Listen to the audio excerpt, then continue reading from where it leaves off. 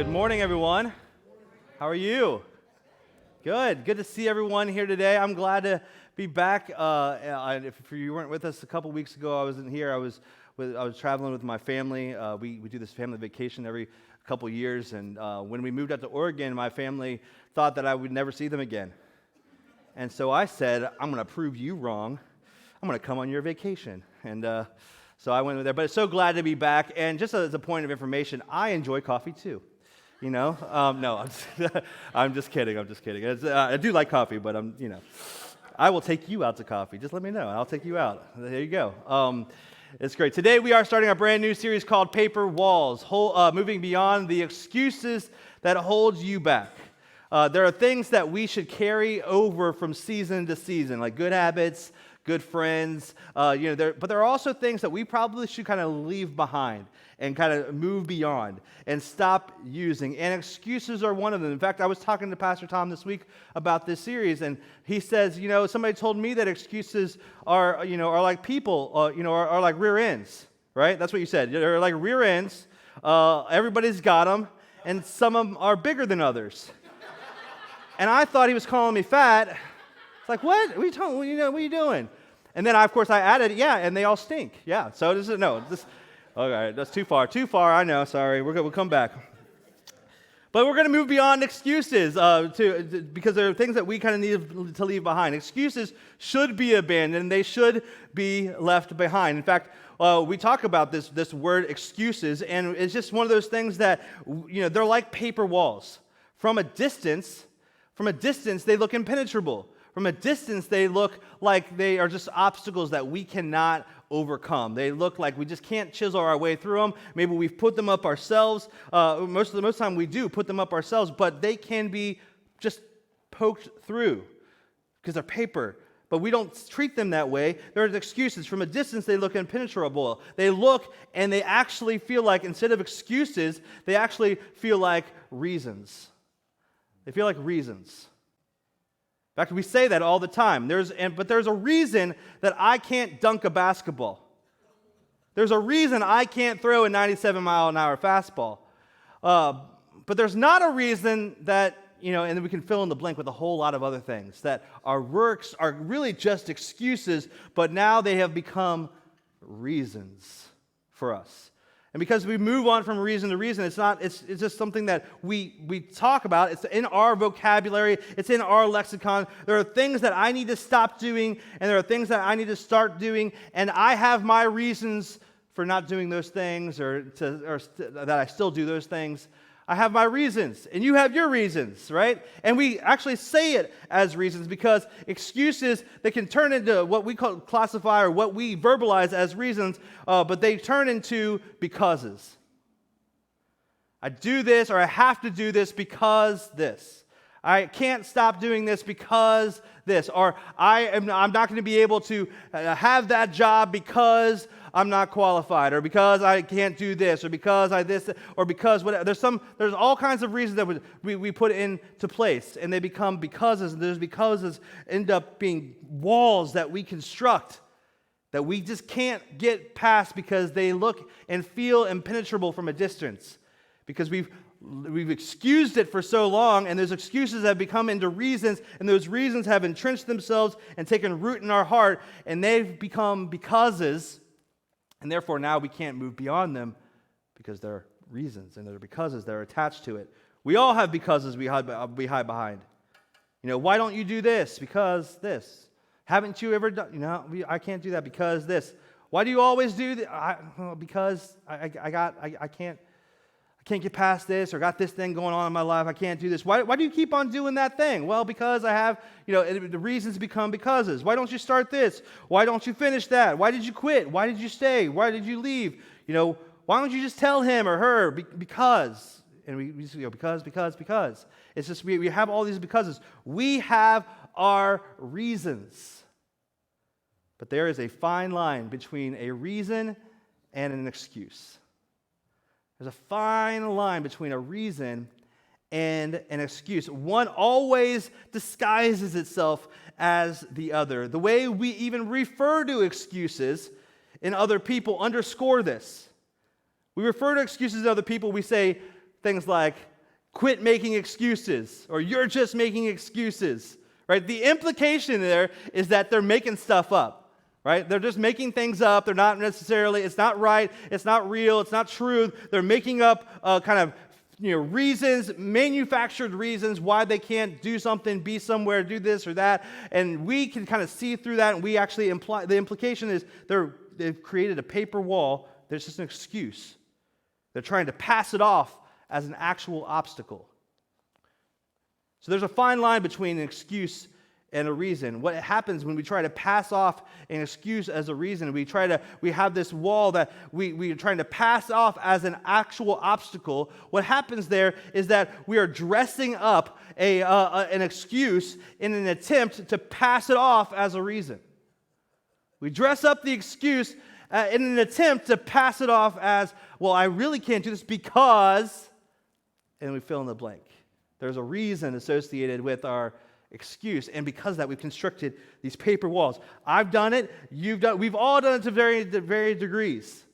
We dress up an excuse in an attempt to pass it off a reason. And this is so easy to spot in our children, isn't it?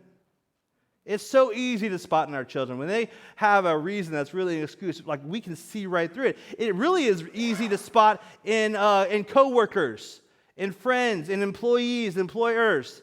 Like it's easy to spot. Like when you hear something and you kind of hear like the reason machine start cranking, and you're like, okay, they're just kind of trying to figure that out on their own. Like you came up with that on the spot, or like that doesn't even add up, and we start like connecting the dots a little bit, and we're like, that doesn't add up. We don't say that, but internally we're like, this is an excuse. It's so easy to spot in other people. In fact, you're listening to this today, and you're probably hoping that somebody else is listening to this right now. Like, I hope this person's listening. They need to hear that because they keep making excuses. We attempt to pass it off. We can spot an excuse a mile away, but we cannot detect it in the mirror very well. We can detect an excuse a mile away in somebody else, but we have such a hard time diagnosing ourselves with that, detecting an excuse that comes from that. Because what we say is, the reason is, and then we say the reason or the excuse. We almost never say, well, my excuse is, right? No one ever really just comes out and says, well, my excuse is this. Wouldn't it be so refreshing if you just were talking to someone like, why can't you this? Well, my excuse is, and like, okay, well, now we're being, truthful, and, we're actually coming out with it. So, and in order to help out, I just want us all to repeat after me. My excuse is. See, isn't that so refreshing? Oh, wouldn't it be so good to hear that from somebody else? Because then you could actually have an honest conversation with them and not be like, what they just gave me was an excuse, but they passed it off as a reason. But I'm not going to tell them. I'm not going to call them out on it because, they think it's a reason, but I know it's an excuse. Like, we have to do this dance because it's just like, this reason and excuse factory that is going on. So what I want to do in this talk today, but also throughout this whole series, because we're going to talk about this for the next couple of weeks, and unpack it further and it's going to be so powerful, so impactful. But what I want to talk about today, or just pose the question, is it possible? Is it possible? Are you willing to consider that perhaps some of your reasons or becauses are just paper walls? Is it possible? Or can you even consider that they're excuses? That they're not reasons? There's something you've created, and there's always a reason why we've created it. But that's not the reason we say. That's not the reason we give. That's not the excuse we give. But there's always an underlying reason behind the wall that we've constructed. But sometimes we've constructed that wall, and they're just paper walls. They're just excuses. Are we really willing to consider that perhaps not only are they just excuses, but that we've created them? Maybe they were fueled by insecurity, or maybe they were fueled by fear. Maybe they were fueled by a past event. And these things happen to people, and this is why you have a reason behind your excuse, but it doesn't mean that it's not an excuse. There's a reason a paper wall was constructed. And maybe it's something that somebody told you. Maybe it's something somebody told you about yourself, or they said to you. And because of that, you just can't get past it. And because you can't get past it, you've constructed this paper wall, and you're like, all right, I guess I can't do that. You're never going to be good enough. You're never going to make it. You're not going to do this. You're not talented enough. You're not whatever. When I was in high school, I didn't make the high school basketball team because they already had a short guy who hadn't hit his growth spurt yet, who was fast. But the reason was that I simply wasn't good enough. But my excuse was, they already have that guy. Maybe it's something that somebody told you. Maybe it's something that somebody called you. And we've constructed a paper wall, an obstacle that we just think we can't get past because I was called this at whatever age. And I've created a barrier, an obstacle that I just can't move beyond. Maybe it's something that somebody labeled you. Maybe they labeled you something, and you've manufactured this reason, and that's the reason. That's what's fueling the paper wall construction. That's what's fueling the obstacle that you've created, or the excuse that you're using. Because deep down, if we peel back the onion, it's because somebody labeled you something, and if we really kind of get into it, or maybe it's because somebody expected of you. Well, I expect you to do this. I expect you to be this. I expect you to accomplish this. And you just kind of have that in you, and you have that expectation on you, and maybe you failed at that, and all of a sudden you're like, okay, I'm not going to do that again. I was called this. I was labeled this. This was expected of me. I'm never going to put myself in that position again because I don't feel comfortable there. So I'm going to create this paper wall. I'm going to build up an excuse. But you didn't come through all these things. And so now you're through with it. Is it possible that you've invented reasons to defend certain behaviors? Is it possible that you've invented reasons to defend certain reactions to things or overreactions to things? Is it possible that you invented reasons or excuses to defend against some procrastination or some neglect? Or maybe it's even something that you want to avoid. Is it possible that perhaps the reasons that we come up with are actually just excuses? Is it possible you've invented reasons for why you avoid or respond the way you do to certain people, to certain events, circumstances, or opportunities? Maybe it was something in your past. Maybe it was something in high school. Maybe it was something in college. Maybe it was something in your first job out of college, or maybe your first job out of high school, or maybe it was maybe it was something that is happening currently. I don't know, but it's something that you created a reason out of an excuse that you kind of are depicting and trying to pass off as a reason. That's really just a paper wall that you can get beyond. But we have to call it for what it is. Is it possible that we have made up reasons to defend our behaviors, our reactions, our overreactions, some procrastination, some neglect that maybe we are dispensing, or even some avoidance that we have in our lives? Are there types of people that you just don't like?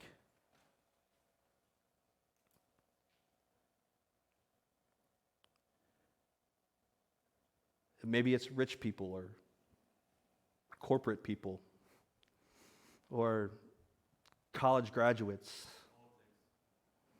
Okay. There might be groups of people that you just simply don't like, and maybe it's that, and you think it's them because something happened to you. Like when I was in high school, I had just moved recently from one school district to another school district in junior high. And so all of the groups had been formed, the social groups, the cool kids, the not so cool kids, the smart kids. There's cool kids that were also smart, right? But you know what I'm saying. You went to high school. But it's just, all these groups have been formed. I was not in a group because I came to the school district too late, right? So what happened was I transcended all groups. I think it's because of my charm. But I had friends that were, nerds, and I had friends that were jocks, and I had friends that were popular, and I had friends that were not popular, and I had friends all across the spectrum, and it really confused everybody because it didn't make any sense to them, and I just put it out there because I was like, well, I'm new, right? I'm just, you didn't have time to figure me out or to call me something or label me something or do this, tell me something, so I'm just here, But the unique advantage that I had was I was able to sit with people who felt a certain way about another group of people and hear why they felt that way and why maybe they don't like that type of person. And so then my job is always mediator, right? Which is probably why God said, you know what, you should be a pastor. To kind of be like, okay, maybe you can see some sides here and maybe you can work together here. But that's what happens. You think it's them. You think it's that group of people, but it's not them. It's really just an excuse that we manufacture. It's really us. It's really us. So even when I was becoming a lead pastor, I was on staff for a while. For years, I was on staff at a church, and I was doing I was really comfortable for the first time in our lives. Jen and I, my life after we were married, we were at a place, and maybe you've been there, where you're like, okay, this is comfortable. And that's when God decided, you know what, I want you to plant a church, which is totally not comfortable at all. And we even had this conversation. We even sat in our house and we were like, you know what, why now? Why would we want to do that? And there were insecurities, and there were things like, I've been told I'm not good at certain things, or I can't do this well, or I can say, I got my thing going, I feel good where I'm at, I don't want to mess with it, this is my thing, let's go there. And then we planted a church, and then even coming out here, there were reasons that I could make why this wasn't the right move for us. But really, some of them were reasons, and some of them were just, if I was honest with myself, they were just excuses because they were built out of fear or intimidation or inadequacy or uncomfortability, being uncomfortable. So what's the root of an excuse? I believe, for our purposes, the root of an excuse is blaming something internal on something external. The root of an excuse, if we're going to peel back that onion, the root of the excuse is blaming something internal on something external. It's not about them, it's about me, right? But also, oftentimes we build up paper walls, we build up reasons, we build up excuses and say, it's not me, it's outside of me. It's that. It's them. It's what I was said. It was what I just can't do it. Whatever. I'm going to build up this wall. But and I know this is kind of cutting a little bit deep, and maybe don't elbow the person next to you when we talk. Because this is really something that I think affects us all. We all have paper walls in our lives to some degree, and oftentimes what we do is we blame something internal on something external. The moment I decide it's out there, I begin constructing a wall. I begin putting up that wall. I hem myself in, and it keeps me. It keeps me from opportunities. It keeps me from just even relationships. I won't becomes I can't. I won't do that because. It's really just an excuse, but we've created and trying to pass it off as a reason, and it's become a because, and I won't do that because this, and it quickly becomes I can't do that because this. And we believed the excuse so much Now we believe that we can't do something and we can't be that. I'm afraid to try becomes, that's just not my thing. You heard that? No, I don't really want to do that. That's just not my thing. I'm really not, really, if we peeled it back deep enough, it could be, I'm kind of afraid to try that, And after a while, it becomes a reality, or because that you hide behind. Is it possible that you are missing out on opportunities, that you are missing out because you've walled yourself in with this paper wall that you can poke through at any time? Is it possible that because may actually be an excuse? You don't accept them from your children, you don't accept them from your employees, you don't accept them from your coworkers, so why do we accept them from the person in the mirror? And why are we talking about this in church? Why are we talking about it here? Because there is a correlation, there is a relationship between your ability, not your willingness, not your desire, but between your ability to follow Jesus and your willingness to push through the paper walls and to acknowledge that your becauses are really excuses.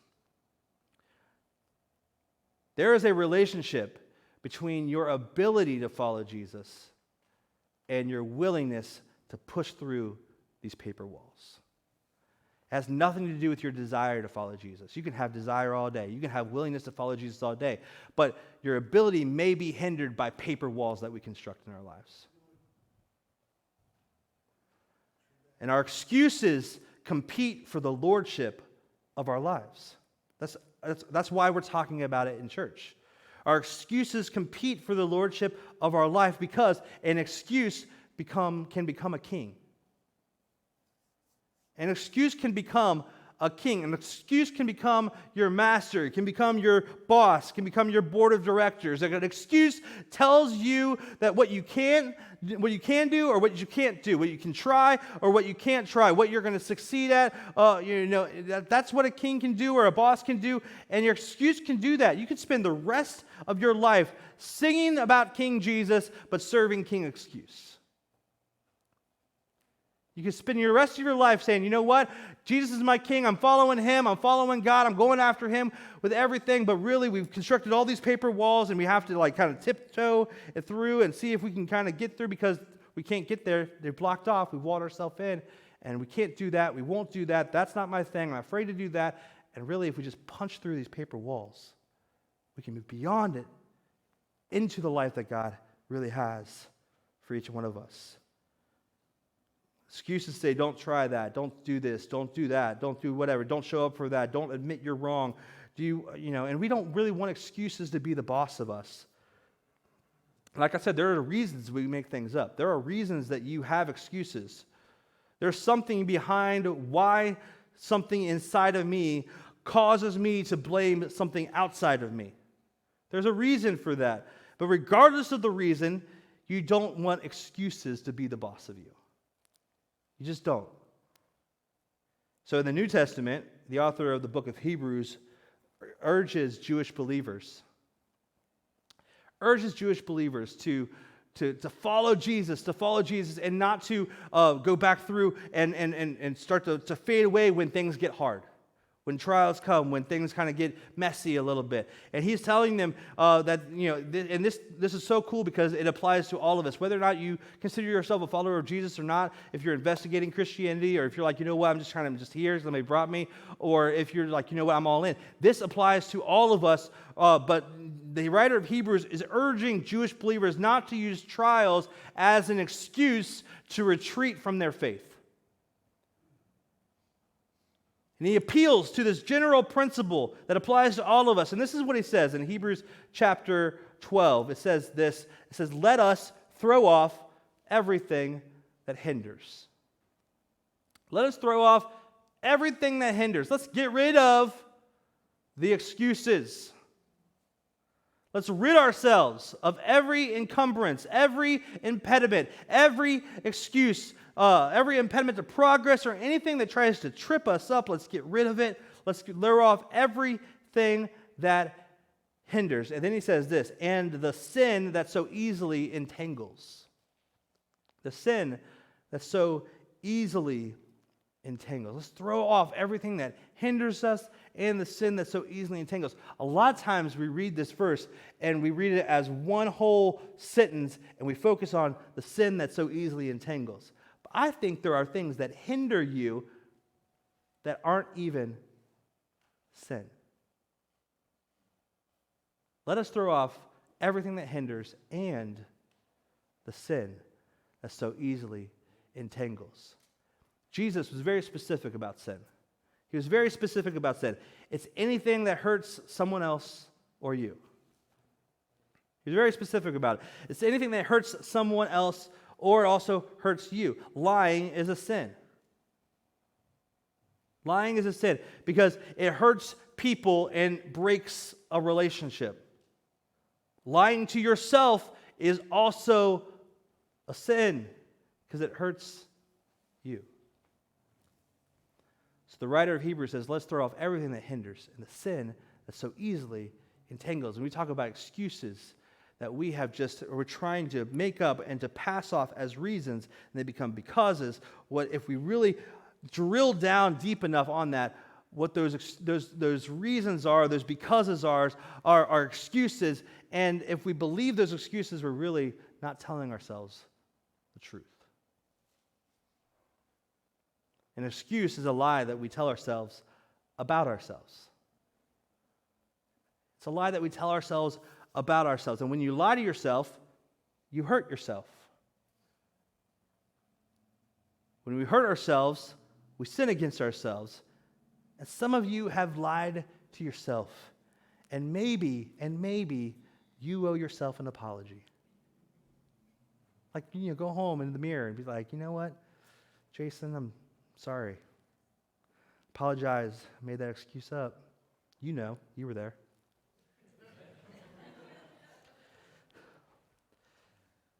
Some of us need to do that. Promise never to do again, because those aren't reasons. It's just stuff that I've made up, and I keep telling myself that it isn't true. So he says, let us throw off everything that hinders and the sin that so easily entangles. No more excuses. No more excuses. And once you do this, you're going to be free to do this and run with perseverance the race marked out for you. Run with perseverance the race marked out for us. If you're a Christian and you believe God has a plan for your life, that's your race. Run the race with perseverance, with endurance, the race marked out for you. There's a race that's been marked out for all of us, and there's been a race that's been marked out for you. And he says, don't lose your race. Don't lose your race. Get rid of everything that hinders. Get rid of the sin that so easily entangles. And you're going to have to run with perseverance, with endurance. There's going to be things that try to trip you up. You can't let it trip you up. And don't hurt yourself. Don't lose the race by constructing walls that are really just excuses.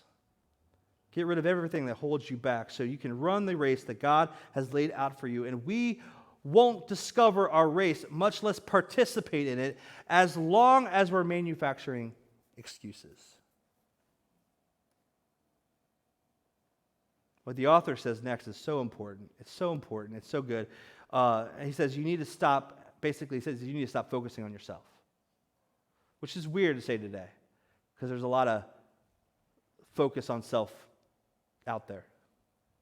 And it's good, but he's saying if you want to get through this, don't laser focus, pinpoint on you. He says this is really important. He says don't lose your race, but he says you will only, because if you focus yourself on you, you will only have yourself to show for yourself. If you only focus on yourself, you only have yourself to show for yourselves. People who make excuses rarely make much of a difference. We see this. We see this a lot. That people who make excuses don't really make much of a difference. Excuses or paper walls keep us from being engaged. They keep us from being there. And they actually make us small. They rob you. They rob you and they rob others. Paper walls rob others of you. And here's kind of a harsh reality, that excuses are often selfishness disguised as humility. When we make an excuse, what we're really trying to do is deflect something that a vulnerability in us. And when we do that, sometimes we can say, well, it's just not my thing, or no, you go ahead and you do that, you got this, and or I can't do that because this, you go ahead, you take that one, or, I'm not going to do, and it seems like you're being humble. It seems like, like you're letting other people have a shot, but in reality, it's just an excuse, and an excuse because it's based on, I don't want something to happen to me that's going to be uncomfortable, or that's going to call me out, or I don't want it to hurt, or I don't want it to be, I care about me, and I don't want anything to embarrass me, or anything like that. So, hey, why don't you go ahead and do that? And excuses are like that, where they can often be selfishness disguised as humility. You do it, you do it, you do it. No, I don't need this, I don't need that. No. I don't. Sometimes. So if you are somebody who's new to Christianity, or you're somebody who's investigating, this would probably be the drop-off point of the message. But there is more, and you're invited, so keep listening. Please keep listening, because there's more. If you're a Jesus follower, there's actually more to this verse that the writer of Hebrews calls out. He says, "Let us run the race marked out for us." He says this, fixing our eyes on Jesus. It's like a continual sentence. Let us throw off everything that hinders and the sin that so easily entangles. And let us run with perseverance the race marked out for us, fixing our eyes on Jesus. It actually says the author and perfecter of our faith. Let's fix our eyes on Jesus. This literally means looking to Jesus and away from other things. Fixing our eyes to Jesus. That's why I said, we can't focus just on ourselves. We have to fix our eyes on Jesus. It's the only way we're going to bust through the walls that we think are impenetrable, but really just made out of paper. Look to Jesus and from other things. Don't be looking at excuses or fears or lack of opportunity, or just, I can't do this or that because of whatever, a reason that we've conjured up. It's, when we fix our eyes on Jesus and we follow him, we will eventually have to stop manufacturing excuses and lying to ourselves. We will have to stop hiding behind, the reason why you can't do things and start looking at the reason why you can. Why not you? Why not us? Why not now? Why can't we forgive right now? Why can't we go to that person? Why can't we try again, even though maybe in the past it didn't work out so well?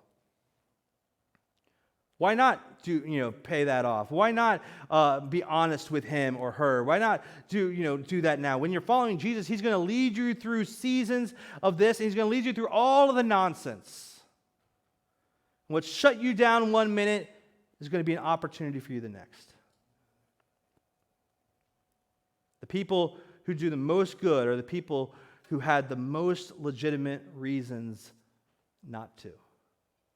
Like when we see some of these stories where we're like, man, that person had to overcome all of these obstacles, it's inspiring, it is motivating, it is, there's these people they're heroes. But those were obstacles that they had to overcome. They weren't obstacles that they constructed themselves. They weren't these paper walls. Instead of manufacturing excuses, they did what they could with what they had. My question is, why not you? What about you? Why can't you do that? Can't you be one of those people who decides to live without any kind of fabricated reason or excuse? Because there's a relationship between our ability, not our desire, between our ability to follow Jesus and the ability to run the race with endurance and our willingness to acknowledge and address the things that actually hinders us. There's an ability for us to be able to run with perseverance. There's something there that we have to address what hinders us and the sin that so easily entangles us. And for Jesus followers, there's a relationship between your ability to follow Jesus and our willingness to acknowledge that we actually do have some things that maybe we trip ourselves up on, including our excuses. And so what we need to do, all of us, what we need to do is simple. It's hard, but it's simple to say. It's this. It's shut down the excuse factory. Shut it down. Close the door, turn off the lights, the whole thing, right? Shut down the excuse factory. Excuses weigh us down. They hold us back. They rob us of potential. They make us small. And some things are worth carrying from one season to the next season to the next season. But things like this are not good to keep on holding on to season after season, year after year. Because what happens is they just become deeper and deeper entrenched into who you are and your excuses. You have all the reasons in the world that you've made up for that excuse, and they become becauses that you live your life on. Some things are better off left behind. Excuses need to be one of those things. We're better off when we choose to leave them behind and move beyond them. And if you choose to leave them behind, you'll be better off. The world will be a better place. We will be free to follow Jesus instead of saying no for one reason after another, or for no reason at all. So let's shut down the excuse factory. And parents and grandparents, one of the most important things we can teach our kids is how to differentiate between a reason and an excuse. And one of the best ways to teach it is to model it. So I'm encouraging you, challenging you to model it for your kids, for your grandkids. Let's go first. And let's go first out loud, right? Be a great way to teach them to live without some of those paper walls that we've constructed for our own selves. So let's move beyond paper walls. In part 2, next week, we're going to start talking about how do we actually move beyond these walls that we've constructed. Let me pray for you this morning. Father, thank you so much for just this reminder in the book of Hebrews that we should throw off everything that hinders and the sin that so easily entangles, God. I just pray right now, if there are people here watching online or in this room today that are just feeling like they're just tripping over things left and right, or there's obstacles that are placed, God, in front of them, that they can be bold enough to punch through these paper walls that could be obstacles constructed in front of them, that they can get rid of all the things that hinder them and the sin that so easily entangles. And the great thing about that is, God, that you sent your Son to bring freedom and deliverance for us all. And God, you want us to be free. You want us to, all we have to do is really call out to you and fix our eyes on you, and we can start moving in this direction. So God, I just pray for anyone today that is struggling with things that are hindering them, sin that is so easily entangling them, walls that they've constructed, reasons that are really excuses.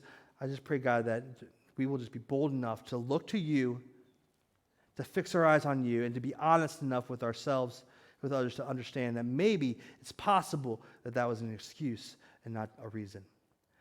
God, we just pray that as we continue this series that we will run with perseverance the race that you've marked out for all of us, and that we will fix our eyes on you, fix our eyes on Jesus, the author, the perfecter of our faith, as we go throughout this week and next and beyond, that is something that we will continue to do, is to fix our eyes on Jesus. And we just pray all these things in Jesus' name. Amen. Amen, amen, amen. Today, if you made a decision to follow Jesus, we invite you to fill out a Connect card or to scan the QR code that'll be on the screen, I believe. And we would love for you to say thank you for coming and to celebrate with you.